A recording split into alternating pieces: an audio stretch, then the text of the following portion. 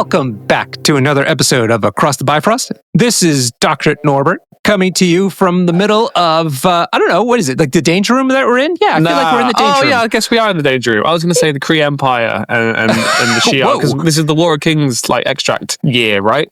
Extract and secure year. Okay, yeah, cool. So can I get can I be your significant other at the wedding? Yes, yeah, you're my +1 to the, you're my unexpected guest at the wedding. Brilliant. Okay, yeah, so this is Dr. Norbert, and you are... JB. Hello, everyone.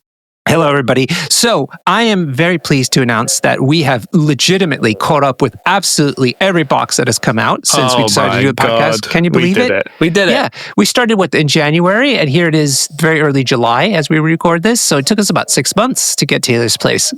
Yeah, exactly. And I tried to convince you that we now need to go back and review every character ever released. And you said, how about we go through extracts and secures first, which is probably more sensible and useful for people. Yes, and I want to thank our Patreons for this because we asked the Patreons what they wanted to hear from us whilst we're waiting for more boxes to come out. And this is one of their suggestions. So thank you for that. And we're going to break this up into 4 pieces. So 4 different episodes, so 4 weeks of this. The first 2 episodes will be splitting up the secures into fighting secures and more scenario-based secures. And then we're going to do 2 episodes on extracts, also split by attrition versus scenario-based. Yeah. There you go. I feel really ready for this because we've had a few months now with these new Crisis cards, right?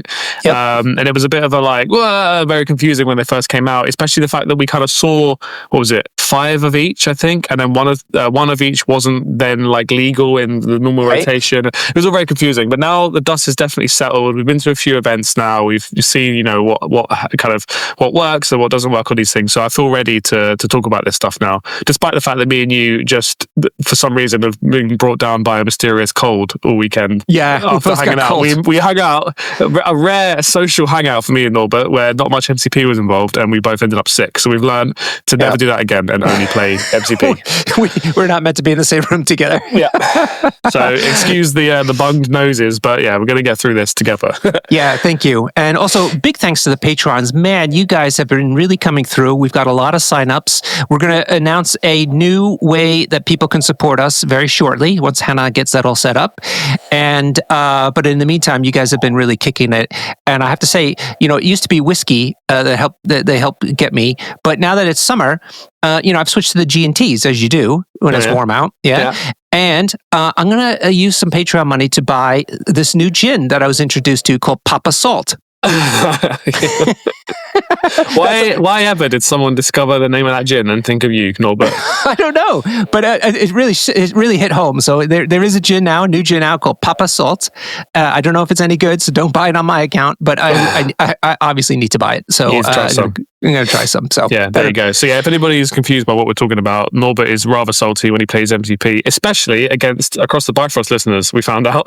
We've been going to events and we bump into people that say, "Oh, I listened to your podcast," and I'm like, "Cool, better be extra nice to you then, because so you keep listening." And I turn to Norbert, who's also playing a listener, and Norbert will just be screaming at his dice and not happy about anything that's going on, having a strop. Never his opponent though. That's important. Norbert's never angry at the opponent, only the dice and himself. No. Yes. But yeah, mostly me. It's something you're working on, I think. Why can't I roll better? What's wrong with me? Okay, cool. So thanks again to the Patrons for the suggestion and also for supporting us. You really give us the encouragement to do this every week. Yeah. So, right. So as I said, we're going to start with the attrition-based crises first, secures, that is. And let's go to the one that is like right out of the box, probably the most classic attrition one that's still in existence. A bit of an old school one, as a matter of fact. This is intrusions open across the city as seals collapse. And this is what's called a C map. C as in cat. It is where you have 3 secures right across the middle of the board from left to right. Yes, we should talk about this real quick as well. When we say, so we tend to categorize secures as attrition secures or crisis secures. That's because secures define the shape of the game, right? And where most of your models are going to be standing, because they need to stand around these things to score them. So they tend to dictate how the game's going to go. Intrusions, there are many reasons why it's an attrition secure, but let's just start with the shape. C shape basically means, like you said, 3 across the middle. There's not much running around that happens on these maps. They're quite close into each other, especially on intrusions, which we'll get into. But yeah, that's how we're categorizing stuff. And attrition secure is usually something that forces the models to kind of have to come to the middle of the board and fight each other. And a crisis one will be something like, well, we'll get onto it, but a more spread out crisis where you're able to kind of run away with points. So if you're here for a fight and you don't want to run away, you want to take these kinds of secures, basically. Yeah. And that's a good clarification. Thank you for that. And I will say we have 4 maps that we put into this category: C, I, H, and R. We'll come on to what those mean. But that's only 4 out of the 12 that exist right now, which is something that I think that the meta has been noticing. Like, the pure hardcore central fights are much less prevalent than they were prior to the War Kings Crisis Pack. Yes, that was definitely something that rotation addressed. We should also mention as well, maybe this is just a message to you, Norbert. I think AMG are moving away from using the letters of the maps now as well. So we should just try and kind of learn the crises as they are, not worry about studying the map shapes. I used to do that. I used to be like, I have to learn what a B shape is and a C shape, but actually you're better off just learning what does Mutant Madmen play like. Don't worry about the actual letter of the shape. Yeah, that's true. I mean, I mostly know the old school ones: B, C, D, and E, and F. And F, yeah. But I'm referring to the ones that are in Jarvis's protocol, the ultimate tool. And because of the way the software works, also on TTS for that matter, you need to give each of these shapes a letter. And so they've adopted more letters. So, but yes, you either use the letters if you know how to, if you're working in Jarvis, otherwise we'll describe the shape as part of the name of the crisis. Cool. I want to do one more, sorry, quickly, before we start, one more caveat, just to kind of headline everything. So it's a good one to start with. We have this term called the midline. And a midline is basically just something that is in the middle of the board. Okay. So intrusions is 3 points across the midline. I'm going to be jumping in and out with like measurement stuff. I'm an X-Men player, so I'm a bit of a nerd for understanding the measurements and like which characters can move and how many moves it takes them to get to certain places. So midline, I just want to headline everything off with this.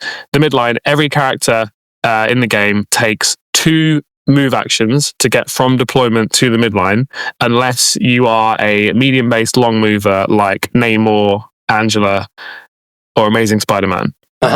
So those are the 3 exceptions. Every other character in the game has to make 2 move actions to get to the midline. And obviously everyone has different tricks to get around that, which I'm sure we'll get into in probably every episode of this podcast ever. But yeah, that's the general gist. People stress about their Mysterio not being able to make it, but a small move can still double move to the midline. Is that true for Abomination, who's on a large base with a medium move? I will get back to you. I'm currently in front of an MZP board, so let me get back to you. Because you want to read the card and I'll find out. No, carry on. I'm just going to explain why I said that, because the large base models typically are short movers. The only one I could think of off the top of my head that isn't is Abomination, which makes them really special and exciting. Plus being a phenomenal sculpt. Man, is that looking good. Looks so Abomination's good. Amazing, yeah. Yeah. So I'm just curious if he can do it. So he's a large base medium move? Yes, I think he still needs a bump, like for Midnight Suns, to be able to do it. Yeah. So I suspect he won't. Yeah, that's one of the tricks that I was talking about. Yeah, a lot of people have tricks to get around to the midline. So yeah, a large base medium move won't get to the midline in 1 move. Right. So so strictly those 3 characters that you mentioned currently, which is Angela and Namor and Amazing Spider-Man. Amazing Spider-Man, makes him special. And I'm just triple checking before someone shouts at me. Yes, even Mysterio can get to the midline in 2 moves. A small base with a small move. Hey, everybody was actually really helpful after our last box episode on the Discord. It was great having everybody helping us understand the rules and some of the lore and stuff like that. Fantastic. It was great. If you ever feel like we missed something on the episode, just go to our Discord because people really fill in the gaps there. It's great.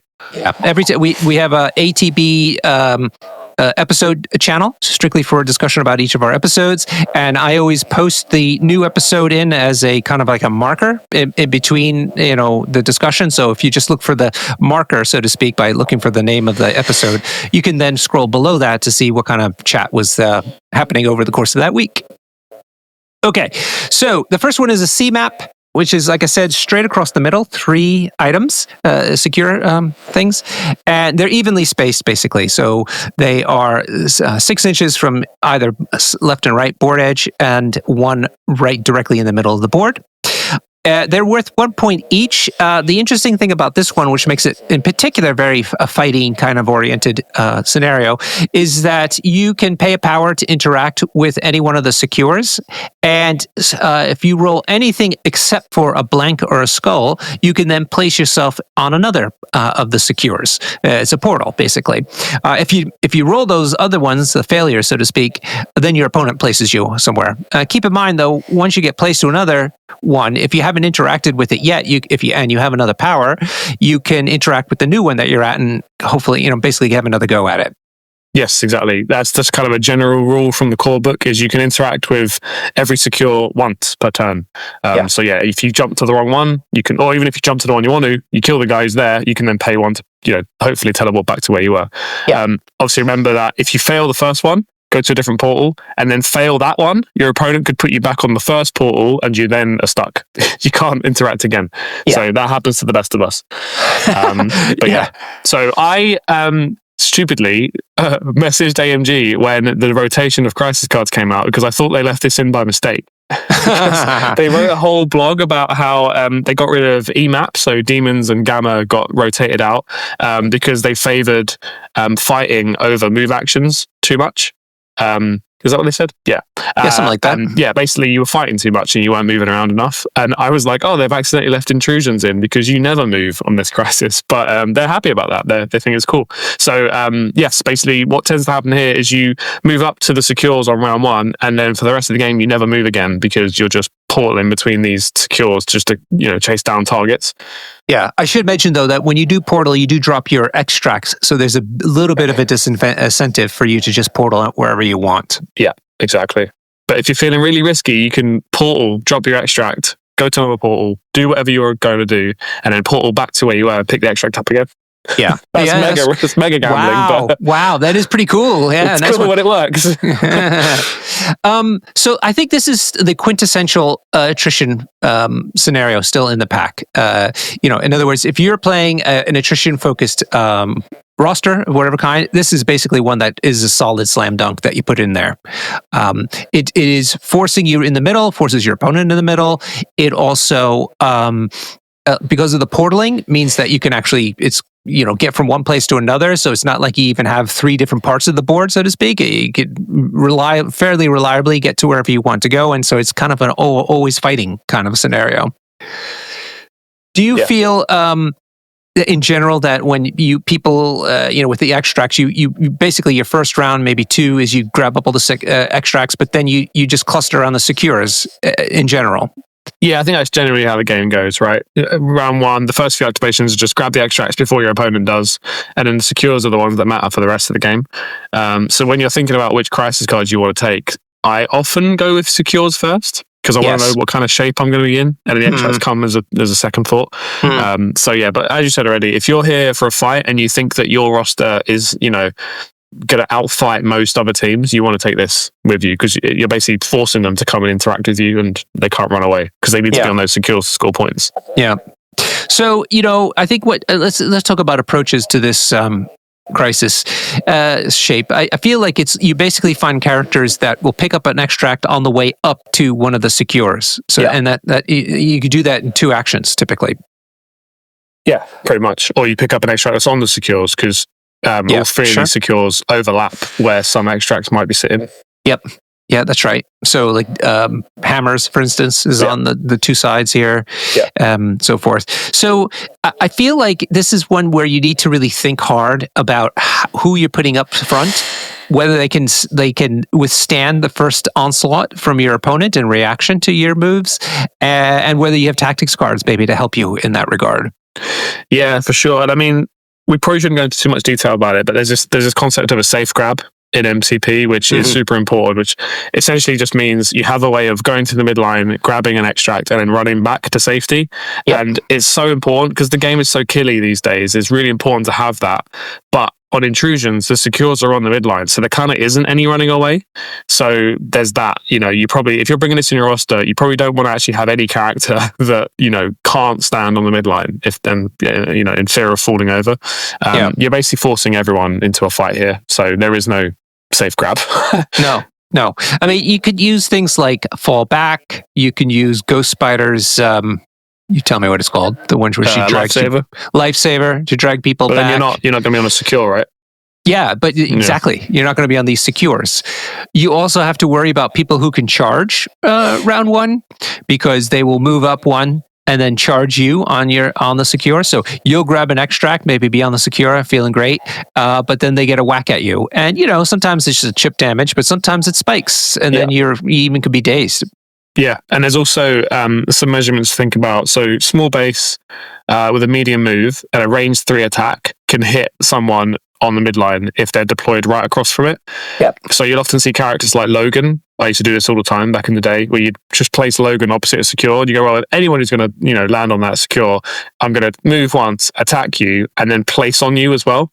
I think Werewolf does that now as well. There's a few characters that can do that, so you want to look out for that as well. So yeah, you're very not safe when you're on the midline in this game. Let's just put it that way. On the other hand, if they don't have that kind of movement aspect to it, like Rhino's another example, because he gets to move with his attack. They will be able to attack you and punish you for being on the center line, but then they won't be on the center either. And so you might want to consider, is that okay for them? And therefore they're likely to do it, or are they more interested in being on the secure alongside you? Yeah. We should also talk about the threat level of this. It's 19 threat on intrusions. So generally speaking, attrition teams that want to fight, they want lower threat levels, because then there's less bodies on the board for them to chase and kill. Yeah. So this was I think this was tweaked, perhaps, but whatever it is now, is 19 threat now on a very fighty crisis effect, because you're teleporting around. But with 19 threat, that's very high. So you might want to consider that as well. This is still good for attrition teams, because even if they have loads of bodies, they're going to be crowding around these secures. You just need to make sure you're ready to, attack a lot of things and, put out a lot of damage to make up for that. Because remember, if how it generally goes, we're not going to go into the strategy of picking crisis and picking threat in this, because that's a whole episode in itself. But how it generally goes, when you win priority in MCP, 9 times out of 10, you take your secures, because the shape of the crisis is more important than the extracts. So you want your secures, which means you don't have the ability to choose threat. So your opponent is likely, if they're a crisis team, like let's say Web Warriors, they're likely going to see this and go, I want as much threat as possible so that he can't just kill me too quickly. And they'll pick 19 threat. So it's a bit of there's a nice balance there basically with this crisis. Yeah. So what do you think about this crisis as far as how to deal with it? Obviously if you want to fight, it's great. We just talked about that, but apart from having one of the safe grabs out there, or a trick, like a leadership trick of some kind that gets you to safe grab, like X-Men have, you got to be up on the line. But I feel like that's just how it is these days, and you have to chance it. Yeah, I mean, worth caveating that me and you both play X-Men a lot, right? And X-Men excel at having safe grabs, running away with points, staying out of danger. That's kind of their thing. Yeah. They can fight. They can fight better than Web Warriors can. But in general, they want to avoid fights. I try and find every single way I can in every crisis setup to avoid the fight. But intrusions, you can't. You're going to have to fight in intrusions. So I actually think that the way you deal with it, if you're not ready for it, is bring fighters. You have to, you don't really have a choice. I now take X-Force. I'm taking Cable instead of Storm, because I'm too scared for Storm to be on this crisis. So things like Luke Cage, Beta Ray Bill, Black Cat, anybody who can retreat for some reason after they get hit, are all candidates that you got to do. But you do risk getting spiked and just dying. Or dazing. And that's just part of the game. I had another thought that I wanted to mention about this. Oh well, it'll come back to me. Anything else we want to say about this? Not really. Just I know what it was. It was because there's 3 points. It's an odd number of points, which means getting thrown off of these points actually can matter quite a bit. Because as long as you are ahead on the points by 1, maybe 2, and you maintain that throughout the game, then you're good. So even scoring secures and extracts, for that matter, the opponents can go neck and neck with you the entire time. Here, somebody typically will be ahead. They'll get 2 points where the other one will only get 1 point. So having people be able to throw characters off points is a thing. And so even if you have a survivable character up on the point, you put them up there and you're not worried about him getting dazed too terribly much, you have to be careful that the character across from them isn't one that can throw him off the point. For sure. And that's where the kind of high threat thing comes in as well. Because if you're bringing this crisis, you probably have strong, high threat models that are ready for fighting, and your opponent may go super wide, and have a lot more models on the board with lower threat characters to try and counter that. And so they're going to quite easily outnumber you on these secures. Yeah. So they could have two people on one where you only have one. So you want to look out for that as well. Yeah. Okay. Shall we carry on? Yeah. All right. Let's go to the next one that's very similar, but also very different in many respects. This is called Deadly Meteors Mutate Civilians. It is an I map. I is in Iron Man. And it's another one that's only got 3 points on it. And it is got a center one, dead center again. And then instead of having the other 2 on either side of it dead on the midline, they're slightly off kilter. So the one on your right is slightly closer to you than the midline, and the one on your left is slightly further away from you on the midline. And they are also packed closer together. The 3 of them are actually physically closer together to each other than the intrusions one, which is evenly spaced more or less across the midline. The other aspect about it that's quite different is that it is a pay to flip. So pay to flip is where you have to stand on it, and if you want it, control it, you need to pay a power and then roll a die. In this case, you need to roll your character's energy defense, and you then need crit wilds or hits more than the number of other healthy characters, enemy characters on that point. So if there's nobody there, you need just 1 result. If there's 1 person there, you need 2 results, and so forth. Also, if you happen to roll a skull for whatever reason, you also suffer damage, which is always the best thing is when you don't flip it and roll the skull for your trouble. I had that on Carnage the other day. He only rolls 1 dice for this. 1 energy defense, and I got 1 skull. I was like, damn it! It could have gone any worse than that. So yeah, this one though is very fighty because, okay, sure, the pay to flips may not go your way, but nonetheless, you are still crowding your characters all on top of these things, and there's very little place to hide. And it's also quite dangerous because if you go after there are a number of characters that can go just past the midline, turn 1, for instance, so you can try to go after your opponent's secure, so to speak, the one closer to them. But that means that you're much closer to them to get attacked with, maybe more characters, and also you could just not flip it, and then you kind of wasted your potential doing that. So it's a really intriguing one, but it's also one that fighting teams have to really consider whether they want to take it or not because of the shape. But the pay to flip part of it makes it a much harder decision than intrusions. Yes. Yeah. I'm currently panic measuring just to be able to say something about this crisis. It's interesting. So basically this is basically the same as intrusions. It's very similar. But you kind of have a home point each. Yeah. Because 1 point is slightly closer to you, right? But it isn't much. So the only difference really is that, remember before we said every character could double move to get to the midline?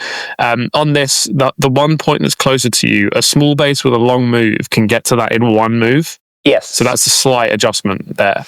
It means you can do funky stuff with like Shadowcat and First Class because you could move once, interact with the one close to you for free, try and flip it, and then move again to the middle one and pay a power to flip that one, which is kind of neat. Yep. So yeah, but all in all, it doesn't offer much difference to intrusions, except obviously you're not teleporting between things. So this is a slightly safer one, but still quite, very much a fight in the middle, I think. A lot of people say that Crimson Dynamo sort of works best here. Crimson Dynamo used to be the terror of EMAPs, which were before this rotation, the big kind of fighty crisis, because everyone was close together, and Crimson Dynamo is really good at those kinds of fights because he's got beams and he's got an aura.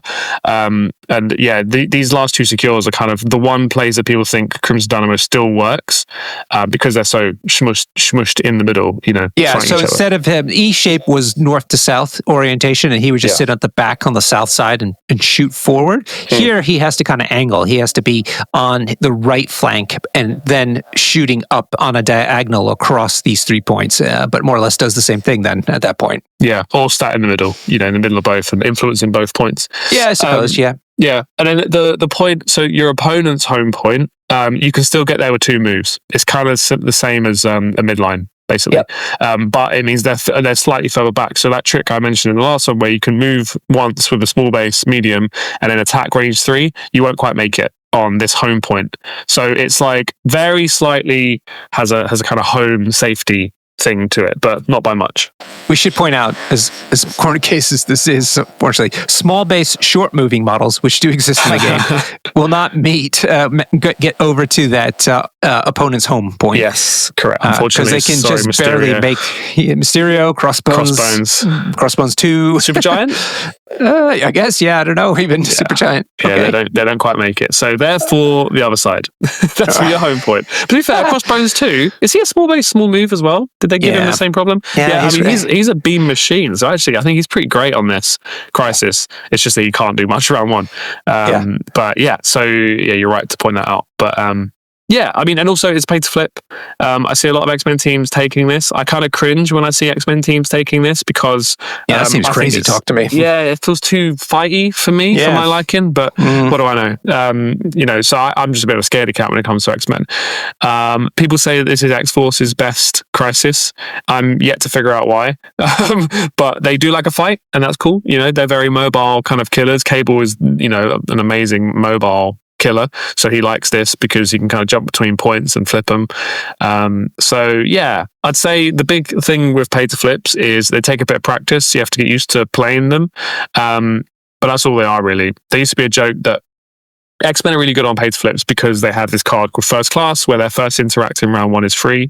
I won't get into details on that now, but people used to say that X-Men are good at pay to flips because of that. But X-Men players would say that the reason they're good at pay to flips is because X-Men players play a lot of pay to flips and they're just used to it. They're just very used to it. It's a different kind of like way of playing, and you have to kind of account for the power economy that you lose a bunch of power by wanting to flip these points. And obviously X-Men don't have much displacement in their affiliation, so they don't really care about the pay to flips because they're like, well, I can't throw you off the point anyway, so I'm just going to try and flip it while you're standing there. I'd say if you're scared of pay to flips, you should just play them more. I think most teams can have a great game on pay to flips these days. You just need to get used to them. I found Asgard, when I played Asgard heavily, I like this one a lot. Yeah. Because it is a fighting crisis. They want to fight. They also have throws. They can throw people off these points. And they also have very high energy defenses. So that's the other consideration. Is what characters do you have that can survive a fight, but also have good energy defense, which is the least good, or how do I say this? It's the defense that is the weakest across the game, basically. Yeah. Yeah, and also Spider Foes are now starting to see some love on pay to flips because their Doc Ock leadership gives them loads of power, and they're quite tanky. In some of their models, pretty tanky, so they can run it. They're really fast as well. So there you go, pay to flips. I think things that could teleport, are good for this. So, anybody who has a teleport of some kind. Also, long movers are good because you can go from your home secure over to the far secure if you need to. Better if they can charge long. In two moves. What about New Mutants, Jamie? Can they use their leadership to teleport around? Hell yeah, man. They can. Yeah. I mean, it's after attacks, so it's not exactly like a big old pay to flip move. But they can. I think any character, like you say, that has movement shenanigans like Magic, like Nightcrawler, they love pay to flips because they can kind of, flip points as they're jumping around doing other things. What about a large base model? Can it sit between two of the points and flip them both? Not on this one. No, not on these secures. I think secures. Am I going to regret saying this? No, I think secures are always placed in a way that you can never stand on two at once. Yeah.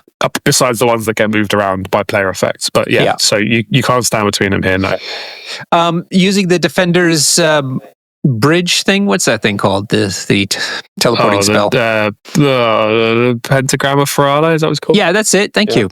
Yeah, that one's a good shout here. If you're really feeling spicy, you can get it to cross across a number of these at the same time. But of course, your opponent can use that bridge too, so you have to be careful. Think about that anyway. Yeah, for sure. Yeah, I think what this usually just boils down to is it's actually just a bunch of fights over points. And if you can have characters that can jump between the points and flip them, but it's not a normal pay to flip. We'll get onto those eventually where the mobility really helps. This is still quite a fighty map. So I think that if you bring like a mobile pay to flip team, you're gonna be able to do some cool flipping tricks, but if the other guy's ready to just beat you up, he just will. It's only gonna get you so far. This is a fighty map, make no mistake of it. Yep. Right. Cool. We good with this one? Mm-hmm. Alrighty. The next one we're going to look at is the H map. Let me find it. There it is. Mayor Fisk vows to find missing witnesses. So this is my God, I was hoping this was gone. It's an old school one, and it's still in there. Still in there. So this is interesting because it's only got 2 points on the board. Again, it's on the midline. What's unique about this one is that those 2 points are rather close together. So you move them range 5 and 2 together, so 7 altogether, so to speak, from either edge, which means that I think there's only a range 3 between them. So a bit more than that, but yeah. Yeah, okay. Very, very close together. Basically 5, I'm measuring now, basically 5 apart. Is it 5? It's that almost, big? not exactly, okay. but yeah, it's just under 5 apart. Okay, the picture makes them look closer. Yeah. But okay. So they're very close together. They're also worth 2 points each, so very valuable, which is why people tend to cluster around them, which is to be expected since there's only 2 of them. And if you are securing one of them, like if you win the point, your opponent in the cleanup phase then gets to move it within 2 of its current position. Where it's placed, then each character within 1 of it suffers a damage and gains stun. So there's a couple of things about that. One is of course, taking damage is no great, but getting stun is a real nuisance unless you're actually getting characters who are immune to stun as part of it, which is a big game plan for people we'll talk about. But also the fact is that if players want to, these things can start creeping closer to each other and even go on top of one another at some point, which means it's really a central fight. I mean, there's just no other place for it. And that's 4 points altogether in one little place. So this is, in many respects, maybe even more attrition-y than intrusions because of that. Yeah, exactly. I need to ask you a question, Norbert. Are you familiar with the kombucha girl meme? No, but I know what kombucha is. It's basically a picture of someone trying kombucha, and the first picture is them being like, "This is disgusting," and the second picture is them being like, "Actually, it's quite nice." That's how I feel about Mayor Fisk, because I'm like, it's really close to the middle. That's horrible. But then I'm like, they are worth 2 VP each. That's quite good. Yeah. Then I'm like, oh no, it's 16 threat. But you do get stunned, and that's quite cool. If you're into Asgardians are going to beat you up, you can stun them. But then it's like, but you only get the stun if you've scored it, so it's punishing you for scoring. It's such a roller coaster of emotions, this crisis. And I think that it falls on the side of attrition teams loving it. It would be a slam dunk for attrition teams if it weren't for the stun problem. Yeah, well, so the stun's interesting because basically you can sort of let your opponent score the secures, then you get to move the secures, stun them before you beat them up. So if you beat someone up when they're stunned, it's brutal because they then don't get all their power for the comeback mechanic. So that's horrific, right? If you're a crisis team and you're getting beaten up and you don't even have the power to retaliate, that's awful. But then they have scored 2 VP. So a lot of crisis teams will be like, I'll take stun to score 2 VP. I don't care. You know, and if they score, I'm thinking Web Warriors, we probably shouldn't think so much in the extremes when we're judging this stuff, but the Web Warriors are, probably the best crisis team in the game. They can quite easily score both those points. And then they're stunned. And a lot of their tricks won't go off as easily once they're dazed. Some of them will, they're still the best. But it's like a weird, I really want to score those 2 VP, but do I? Because I'm going to get stunned. And then if you stun the attrition player, maybe they don't care as much. Some characters, hate it. Like a Thor hates being stunned. Both Thors. Some don't care so much, right? So it's kind of a toss-up, and that's what I really think we should talk about here is the character selection for this secure, if you're bringing it. Yes. So that's the thing. You have to really decide of attrition. Yep. Check the box. This is one you'd want. But then can you manage with the stun thing? Because the stun will happen to you as much as it's going to happen to your opponent in all likelihood. So if you go to Jarvis's protocol into the character section, you can very conveniently sort people by immunity to stun. And that's what I've done. I've also sorted it by threat level here. Turns out there's 17 characters immune to stun. So let's look at the ones that are fighting kind of ones.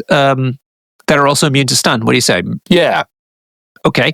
So they are starting with 2 threats. Nebula at 2 threat. Then 3 threats include Man-Thing, Shocker, Bishop, Bifrost, and Logan. M'Baku, Wolverine 1. And then we have 5 threats, which is Captain Marvel, that's the first one? Yeah. Captain Marvel 1? Cosmic Avenger, I think that's the second one. It's the second, could be the second one. Yeah, second one, yep. So Captain Marvel 2 from the second core box. Juggernaut, Thor 1, Apocalypse is a 6th threat now. Apocalypse, then Hulk 1. Phoenix, yay, Phoenix. She's immune to stun. You work. Phoenix Unleashed is. Oh, it's not the normal size? Let's not make this a Phoenix episode, but if you stun Phoenix, you basically win the game. Phoenix Unleashed is immune to stun, but by that point, it might be too late. All right, let's not count her. Thanos is immune to stun. And then on the 7 threats, we have Malekith and Immortal Hulk, I-Hulk. Yeah. So, fighty. A lot of fighty people here. I mean, the only ones I can think of that are not really fighting is Man-Thing, Shocker. Well, Shocker's not bad because Shocker's got that aura, right? He's got the you attack. Your attack he's not fighting. No, but having him on a fighty Christ like this is kind of cool because you're gonna nerf all of their attacks, and he's immune to stun, so you can just chuck him on one of those points and not worry about it. I think it's pretty cool. So he's referring to the innate superpower. If the ground is rocking, where an enemy character within 2 of the Shocker makes an attack, that character rolls 1 fewer die in its attack rolls. So yeah. Okay, all right, fair enough. Yeah, I can see it from that point of view. I mean, a Man-Thing's got that some similar sort of kind of aura thing. So these are 2 support characters. They're not really fighting, but maybe have a role here. Yeah. Okay, good point. Emma Frost, I don't think wants to be on these points. No, Emma Frost is only immune to stun in her diamond form. It's another one of those. She doesn't really count. Yeah. Okay. It's still useful, but it doesn't really count. The Wolverines. Let's talk about Logan and Wolverine. Yeah. They're both fantastic at this. Yep. They're amazing. Especially Logan, if you could afford to have him on one flank on his own, because he gets a bunch of rerolls, he can just control that point by himself. And when he accidentally scores it, he won't get stunned. So he's great. Well, but it's a bit of a trap though, right? Because you'll have that moment in the sprinklers, but then your opponent's going to move those things together, and then he's going to have to be near his friends, and so now he's not getting his 2 rerolls. There is that. So it's a bit of a trap, so be careful. Yeah. The Wolverine's great. Being stun immune, he just wants to be in the middle of a fight. He's a great pick for this. But remarkably, I think a lot of these are all fighters. Like we said, we're not counting Emma Frost and Phoenix because they're not quite really immune to stun, really. So Man-Thing and Shocker, I think, are the only ones that are really kind of support people. The rest actually want to fight. Yeah. I'm looking at Cosmic Avenger. She's not immune to stun. Is it the same thing again? Why? Is this a Jarvis error? Oh no, Jarvis. Let's see if the other form is it the binary form. It could be the binary. Yeah, it's the binary form. It's the binary form that's immune to stun. Okay, but she gets into binary form. I think that's actually fair. She's going to be in that form quite a bit. Oh, that's right. I was pressing the wrong button. It was my fault, not Jarvis. No mind. Okay. Yeah, but no, it's a fair point that it's actually the binary form that is the immune to stun, not all of it. So, Juggernaut though, Juggernaut amazing on this because he's got a bunch of pushes, he's got a throw, he's got a tactics card throw, so he can score that point pretty reliably, and then he's immune to stun. Yeah, really good. So, what factions then benefit from when you're looking at all these characters? Avengers stand out massively because you could take Hulk and Wolverine. Yeah, that's true. Oh, and Thor 1. And Thor 1, he's an Avenger. Yeah, I forgot about that. Yeah. I think Avengers, this is a slam dunk for Avengers, especially Steve Rogers Avengers, because Thor's charge, he can do round 1 then, right? You've played Thor. Yeah. Yeah, and Wolverine can charge round 1, and his charge is crazy because his wilds count as 2. And Hulk could do all kinds of madness under Steve 1. So yeah, I think it's a slam dunk for them because you can just be like, I've got to score all the points and I'm immune to stun and I'm just going to beat you up now. So's Captain Marvel Cosmic Avenger. She's an Avenger. There you go. Yeah, it's pretty great. We should mention actually, because considering there's 3 transform characters here that aren't immune to stun on one of their forms, the way that works is if they are stunned and then they transform and become immune to stun, you wipe the stun off. So there you go. Nice rule tidbit for you there. Yeah. Okay. Yep. Good point. Thanos is immune to stun, so Black Order would be great on this, I think. Yep. Potentially. Potentially. But I don't see any other real, obviously any of these can help, but I don't see as many clustering around an affiliation that you would see them as a standout on the Fisk scenario. I mean, you don't like my Avengers shout out? No. I said besides the ones that we just mentioned. Yeah. Yeah, fair. Yeah, that's probably true. I mean, Apocalypse stands out a little bit because Apocalypse himself is immune to stun. Wolverine is immune to stun. Yes. Okay. So yes, I would put APOC into that category too. It's pretty good. So I know in humans, don't they can remove? Well, Thor 1 as a leader in Asgard can has his leadership you can use to remove stuns. Yeah. So that's a way to work around it a little bit. I thought that there was somebody else who can cure conditions. I think in humans, or am I thinking of King Black Bolt? I'm thinking King Black Bolt. King Black Bolt can remove conditions. I mean, Phoenix can heal conditions of herself and allies. That's kind of cool. Wong can take them off. Oh yeah, Wong can take them off. Yeah, so the Wong and Immortal Hulk. So there's a Midnight Suns list that's probably good at this. Yep. Pretty great. Avengers have Second Wind, who's Team Tactics card that removes stun. Yes, that's right. Anyway, what we're getting at is basically when you want to take Fisk because you like the shape, and the threat level is 16, which is, probably the best attrition threat level because you can just take a bunch of murderers, then you should consider stun immune characters, is what we're getting at. That's right. Cool. Let us move on to the last of the group. This is the R map. R is in Roger. Steve Rogers. It is wedding party targeted in a terrible attack. This is 20 threat on this one. We should have mentioned really quickly. So where was it? So Deadly Meteors is 17 threat, so that's not very high. That's right in the middle. Yeah, 17, you can't really comment on 17 because it's the most common and the most in the middle threat. Every team, I think, is basically designed to work at 17 threat, so we're not going to say much about that. It's just good for everyone, basically. Yeah, but to your earlier point, Mayor Fisk is 16 threat, so that's attractive. Which is lower. Yeah, which is very attractive to attrition teams. Yeah, but Wedding Party is quite the opposite. It is a 20 threat secure. It also has 2 secures on the midline, each worth 2 points each, just like before, but these are spread quite far apart. So they are only 3 and 2 range from either side, the left or right side. But you move them in the cleanup phase, just like before, within 2 of their current position. But it's a much less punishing thing. So if you move them within 2, but rather than just being within 1 of them, if you're within 2 of them, so it captures more characters, those people lose a power. Yeah. During the cleanup phase as well. So if you're dazed, you won't be affected by this. Oh yeah, a very good point. Yep. So it's a matter of whether you want to, if you can manage the sting of losing a power or not. And that I think people find much more palatable, and I feel therefore that this crisis is a lot more popular when it comes to attrition teams. Yes, I agree. I actually think that this is really interesting. Being 20 threat and being slightly further apart and not being as punishing, I think actually if you're a crisis team, you're not too sad on this one. I don't think I'd like it as X-Men because X-Men don't have enough displacement, but Web Warriors, I think, can have a great game on this. Because 20 threat is so much, so many models you can get on there, and you can just wait till your opponent's gone, killed a few of your models, and all the surviving characters can go and just displace everyone and score 4 VP across the secures, which is really cool. This is a nice balanced crisis, in my opinion, for that reason, because you've got the murder shape, but everything else about it is nice for crisis teams, and Web Warriors don't mind losing a power because they can just do their gainers and get their power back because they don't really care that much. So yeah, so consequently, I think a very popular one. Can I ask you what you think about the strategy about moving these things? Tell me what you think, but I feel like if you're an attrition team, you try to move them closer to one another. Whereas if you're a more of a scenario-oriented one, you try to move them farther apart. How do you feel? I think I agree with that. Yeah, because as a scenario team, you want your bodies spread so that your opponent can't kill everyone. So I think I agree with that. But I mean, when you've got characters in the world like, Spectacular Spider-Man, Ghost Spider, who can move multiple people a turn, maybe having them closer to each other means they can impact both secures to score.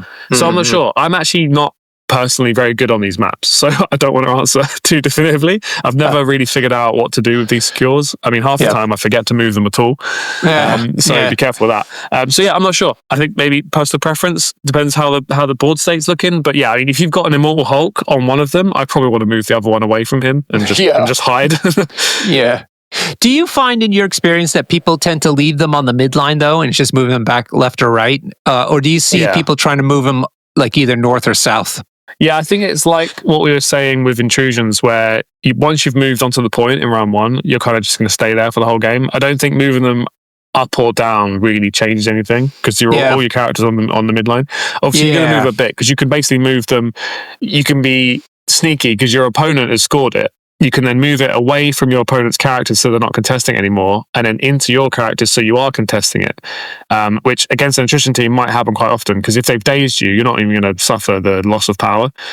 So you can just move it so that your characters are contesting it when they wake up, and then your opponent has to move to get onto it. So you're effectively staggering your opponent if they want to score the secure, unless they have charges and stuff. So that's interesting as well. That would make it up and down maybe. But yeah, I think the exact placement of these things doesn't matter so much. It's more about what's going on around them. Yeah. So and that influences where you move them. Like a big question for me is always like, do I want to move these onto my characters so that I'm scoring them straight away, or do I move them onto the other team's characters so they can score it more easily because they're already within one, but they suffer the negative effects? Well, so the negative effect is from 2.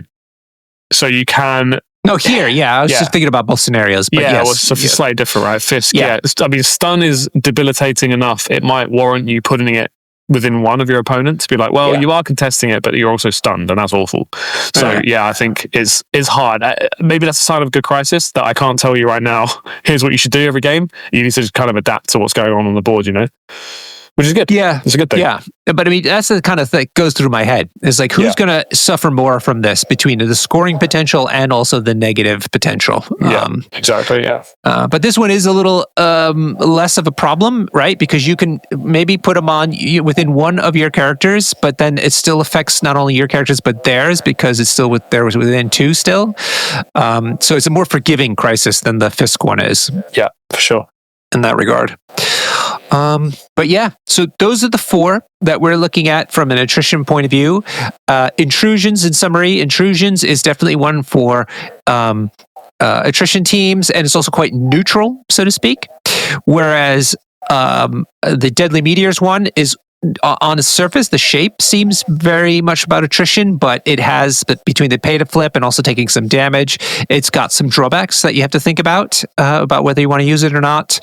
And then you have the 2 scenario or 2-point scenarios, which are subtly different in many interesting ways. And so you shouldn't look at them equivalently. They are definitely has to be examined on their own merits before you decide whether to put them into your roster or not. Yeah, big time. And I would actually say that Deadly Meteors, Wedding Party, and Fisk are probably the 3 crises that you should practice the most if you're playing an attrition team, because there are very subtle mechanics in there which we've kind of tripped over a few times in this conversation we have that you need to really learn, like, when to pull the points together, when to give out stun, which characters to take. Like, I think you need to practice these quite a lot to really get that, especially Deadly Meteors. It's a bit of an odd shape and pay to flips are weird if you're not used to them, so yeah, get practicing. Cool. All right. We have 2 announcements then to make at the end. One about a big event we're doing, and the other about how you can get in touch with us. So the big event is, what is it? The first? You forgot the name of it again. It's the Across the Bifrost Team Championship. Whoa! Yay! It is January 10th and 11th, and it's a 5-person team tournament. You've heard us talk about it before on this podcast, I hope. We think that team tournaments are the best way to play MCP ever. They're amazing. You spend months talking to your team, building your teams out. We should talk about the rules actually real quick. Basically, you can't share characters across your team. You can share crisis cards and tactics cards, but every character can only be taken once across your 5-person team, which is really fun because it means you get to discuss where characters should live and what teams you should play, and then you can get practicing ahead of time. Anyway, we think it's amazing. You should be there. We're both going. Are you a captain? I'm not on a team yet. You are. Norbert. No, I know. I need to get the Salt Lords together. Yeah, come on, man. Make a salt team. It is at a very convenient time of the year. It turns out we had 80 people there last year. We expect to have 80 this time around. Hotels are very cheap in London at this time, and it's also extremely easy to get to. All this information can be found on our website, our Discord. We have a channel for the ATB Team Championship there. It's also on Longshank's ATB Team Championship if you want to join. And we also have a team finder channel. So if you don't have a team, you have no excuse. You can go to our team finder channel and post on there about what you like to play, what kind of vibe you're looking for. Are you going for a super competitive team? Are you going for a really casual team?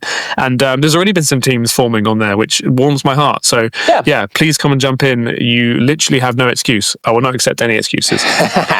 If you have to miss it for whatever reason, do go to our calendar that we maintain for all 2-day or more events that are happening in Europe. It is tinyurl.com/MCP events Europe. And you can see all the different places that events are happening both this year and already next year, as it turns out. Cool. Yeah. All right. How do people find us and where they can give us some money?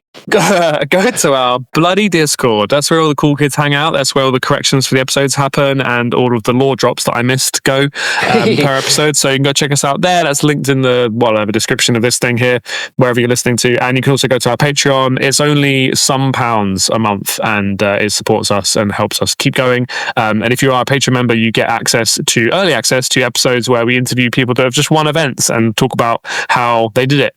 And we also get the odd affiliation expert on there to talk about what they're doing with their team. So yeah, really good stuff to listen to. I listen to it all the time, actually, the Patreon episodes, so I can get better at the game. How do you think I'm doing hosting those ones? We do them solo. Oh, thank you. Yeah, I like it.